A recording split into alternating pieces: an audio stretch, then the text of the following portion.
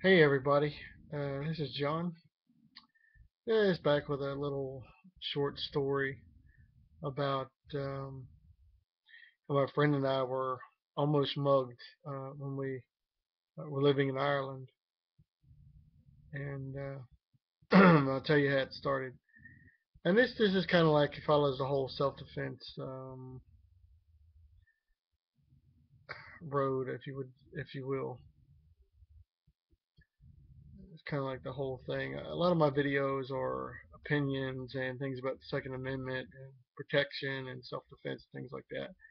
And so I don't know why I never shared this earlier. I just kind of thought about it today, actually, and I don't know what made me think about it. Uh, I guess, yeah, the mall shooting they had recently. Some kid with a shotgun or something. But anyway, I thought about those people, defenseless they were, and so forth, and how I felt that way too before. Um, Excuse me, my nose itches.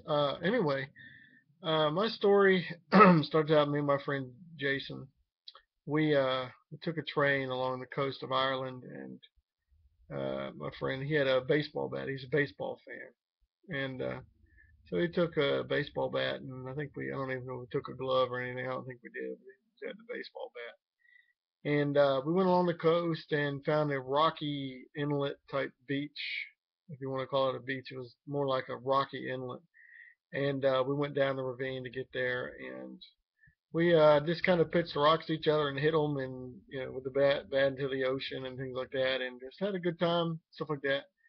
Hung out for the day. They went somewhere to eat. I don't know, but we were pretty good friends and things like that. And on our way back, it was a nighttime, and we had got off the train slash like monorail type thing, whatever you want to call it there. Bus. No, I guess it was a bus line. I think they had several forms of transportation like that. So, at any rate, this was back in, I believe, 95, 96, something like that.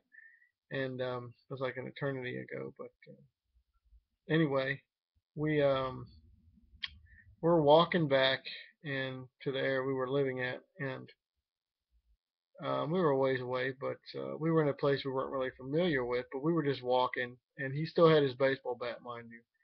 And Jason was about, I think he was like 6 foot, at least 6 foot or something like that. And I'm 5'7", so I'm not that tall, but he was. And so we're walking side by side, talking and whatever. And the next thing we know, this little short guy, he was a little shorter than I was, so um, comes up behind us, kind of puts his arm around our necks, kind of walking like arm in arm like that. And he puts one arm around my neck, one arm around Jason's neck, and kind of walks like this. I'm like, what in the heck is this guy? I thought he was drunk and too many pints or something at the pub, but apparently he wasn't drunk. He didn't act drunk, but I just thought it was some drunk person. Um, and he's like, well, listen here, and this is from memory. Listen here, boys. All I got to do is whistle a certain way, and the lads will come out and beat you guys up and take your money and all that kind of crazy stuff. And I was thinking, what the heck? I had never been in a situation like that before, so I wasn't really sure, what the heck is this guy's deal? Is this for real? But I immediately, my adrenaline started going, my heart rate was beating pretty fast, my fist clenched up in my sides because I was ready to fight. I didn't know what the heck, I didn't know if he was going to whistle and have 5 or 6 guys come out and beat us up or whatever.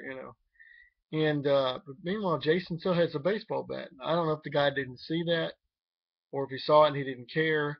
But in my mind, I thought, this guy might be credible because we were in there. We didn't know the area that well, and he did, of course, being a local. And we don't know how they could have had a gang set up or whatever like that. We had no idea, and it's possible it could have happened. And so him being the only one that came out there, I was thinking, okay, this guy might be pretty legit. This might really happen. And and I don't think Jason and I stopped walking. I think we kept walking We were like, what the heck is this guy's issue? And we just kept walking, and the guy kept trying to talk and get us to give money and stuff like that. And it just kind of tapered off, and he kind of just let us go and well, put his arms off of us and kind of, I guess he walked away, and we just kept going. And it's just from memory, but it's just kind of like almost like a helpless feeling because it was a total surprise. We never had anything like that happen to us, and I never had anything like that happen to me since, like that. And so it's kind of like instant adrenaline rush, instant fear. You're not really sure what the heck's going to happen. You don't know if you're going to fight. The guy's got a weapon. We didn't really know any of those things. So we were talking about it when we got back and all that kind of stuff. And, and it was just the oddest thing because, like I said, Jason had a bat. And that guy didn't have a weapon. He didn't pull anything on us.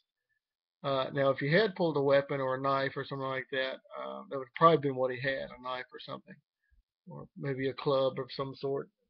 But um, luckily, nothing happened like that because I was going to fight, and I knew Jason would have hit him with the bat. So we would have took off then or something. But either rate, it was just a very strange thing, and it happened just like that. And we didn't really notice anybody else around or out, so we weren't even expecting it. He just comes up behind us out of nowhere. So had he had a weapon or a knife, he would have stabbed one of us, I'm sure, or something like that. He could have done it, but God was watching out for me and my friend, so that was a good thing. But um, I just wanted to kind of give my little 2 cents into that in terms of people that have issues with people carrying guns, concealed carry, open carry for protection. And I'm a firm believer and an advocate for that, for the open carry or concealed carry of a firearm, or a knife or mace or whatever you need to protect yourself with, preferably a firearm. But that is a last resort uh, action. Drawing your firearm and firing is going to be the last thing you want to do.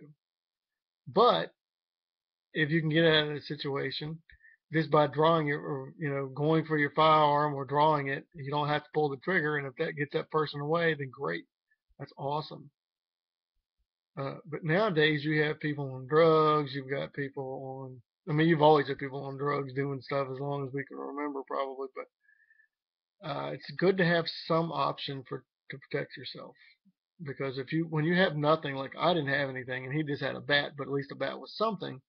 But I had nothing. And we weren't thinking about that happening. That was the last thing on our minds. We were having a great day. Nothing like that ever happened. So it just goes to show you never ever know when and where something like that's going to happen.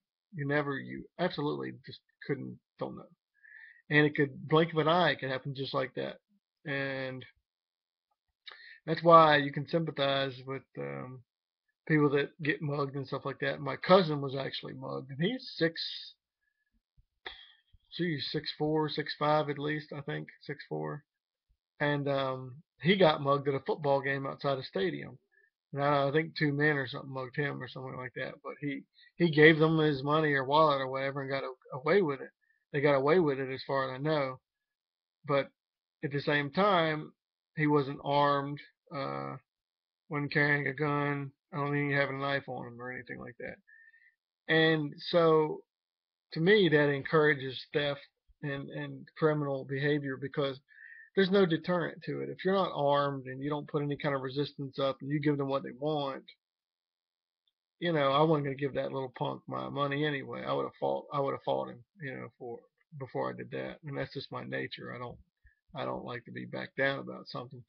I'm not stupid. If someone's pointing a gun at me, if some way, somehow I can get the gun from them, that's great. But see, you don't ever know if somebody's going to shoot you even after you've given them what they ask for.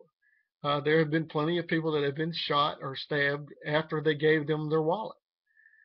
Shot and killed even, or wounded, so even after they gave them what they asked for, they still got nailed. So to me, an armed society is a polite society, and I said that before in a video. Meaning, if you're a criminal and you're out there prowling around and you're looking for a victim, primarily you're looking for someone that's alone, a female or a smaller guy perhaps, or someone that's not armed, at least that you can visibly see, in a kind of a remotish location where there's not a lot of light around per se or anybody around. Those are the kind of things criminals look for. So when you go out with family, friends, by yourself, or whatever, pay attention to what's going on around you, behind you. Just be alert. Don't get too caught up in what you're doing and just not pay attention, because that could cost you big time. So I definitely think that if you have the opportunity to get a handgun and you can carry concealed or open carry, some states allow open, some states allow conceal and not open, and vice versa. So depending on your state laws, of course, um, do it within the means of the law. Act accordingly. Act responsible when you carry. And don't be drinking. I just don't agree with alcohol and guns. They just don't mix. It just gives people more excuse to take our gun rights away. So, just be careful and cautious. And, like I said, drawing your weapon is the last thing you want to do. If you need it and you don't have it, then you're screwed. And the feeling of feeling vulnerable when you're not armed is just a terrible, terrible feeling. You don't forget that, and you don't forget the awkwardness of it, the fear, the immediate fear. And if anybody tells you, "Oh, that's no big deal. I've been mugged. I'm not scared," or blah blah blah, then they're lying, because seasoned police officers who do in those situations daily, they get their adrenaline going and their heart rate up, and that's a natural fear response from your body. So you are afraid. I don't care what you say. I don't care how good of a fighter you might be, or MMA, trained in MMA, or whatever martial art you might know. There's got to be some natural fear there, because without it, there's no respect for the danger aspect of it either, and you can get killed too. I mean, just as easy as somebody that doesn't have any training in some aspects. So, when your time is up, your time is up. But at the same time, uh, try to take a self-defense class if you can, to know a little something, even to buy yourself some time enough to get away. Um, but I think we society, armed society, um, and even unarmed society, should learn to defend ourselves and fight back against the crime and criminal element and things like that. Because police, they're not always magically going to be right there to see it and help you at the last minute. Oh yeah, yeah, and come over and assist you or whatever.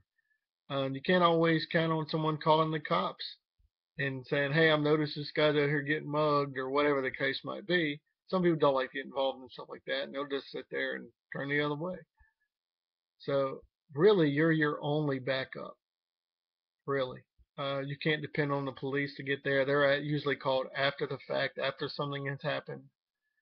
We didn't actually call the police when it happened to us, because we didn't know the guy's name. And we knew what he looked like, but we didn't know the area or anything like that. So we were near a telephone, and we would have had no evidence really. I mean, we weren't hurt or anything like that. He didn't take anything. So, but at any rate, you have got to be your own defense. Um, the laws have to be as such that are common sense too. The castle doctrine, stand your ground doctrine, and all that kind of stuff. It needs to come into play for the people, not for the criminals. Because I don't think you should get sued in court because you drew your weapon or you shot somebody and you didn't kill them, or even if you did, their family wants to sue you or something over it. And that has happened. Um, People took a self-defense and they defended themselves, and the criminal or the criminal's family members sued that person for doing what they were supposed to be doing in the first place, and sometimes they've won. That doesn't make sense to me. But either way, that shouldn't stop you, because it's better to be alive and in jail for defending yourself than dead, because you did nothing, or even if you fought back and you end up dying, it's at least that's better than nothing. Better than just running because you get shot in the back or something like that. You just need to stand up to criminals and the criminal element and things like that too. And criminals will think twice about messing with somebody that they know is armed.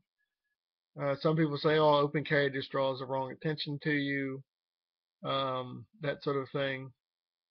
I I disagree. If I'm a criminal, okay, and I want to rob you or take something from you or whatever the case might be, I want to live to spend that money that I get from you or that item that I take off you or watch or rings or if I hawk that stuff.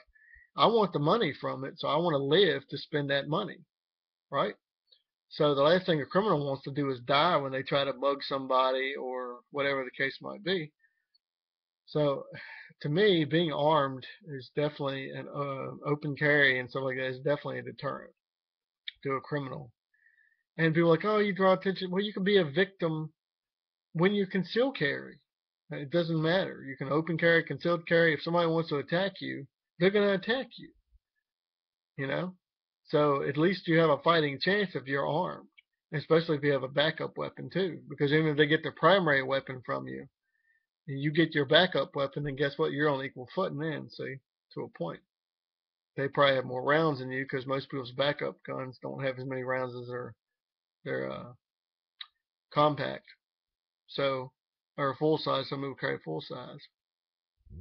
So, um, you just have to be prepared to do what you need to do. And the cases like bank robberies and stuff too. Um, they're like their policy is usually to just give them what they want. If they even give you a note, I think it's the most stupidest thing in the world. I got a gun or I got a bomb, give me money or blah blah blah. That's stupid. They don't even have to show them a weapon, and by policy, um, the tellers have to give you the money or some crap like that. That's so stupid. It's like the people don't even may not even have a gun or a knife or anything for that matter. They get out of the bank, and usually most of them get caught. But those tellers are helpless. My dad works for a bank, and he was actually in the bank when it got robbed twice. He was right behind the guy. One of the times, I think, and it came down the lobby the second time or something like that. And you just never know where you're going to be when crime happens or you become a victim yourself. You have no idea. So being armed, being well trained too. Don't just get a gun and think you're going to be able to do what you need to do in a defensive situation. If you've had no training at all, there might be an exception to that rule, but no, I wouldn't count on it. Most people, you need training, lots of training, trigger control, dry fire practice, basic handgun course, advanced handgun course, depending on, or shotgun course, whatever you're going to carry for self-defense, you need to get trained in that. So don't be a victim. Fight back if you can. Um, if you can get away without firing your weapon, that's great. If you can do it, do it. Because your last resort is you want to have to draw your weapon. So I'm not saying be Rambo and don't use any common sense. If somebody pulls a gun on you and there's 3 or 4 of them got guns, don't pull out your gun and right there, point blank, you're probably not going to make it. Because chances are 3 or 4 of them shooting at you, somebody's going to get a lucky shot or two at you, or maybe all 4 of them. So, and you've only got one gun, probably that you can shoot at a time anyway. So, if you can get away, great. If you can't, if you're cornered, then you got to do what you got to do. Use your weapon. If you get shot in the process, so be it. You take them with you or whatever. I mean, do what you got to do.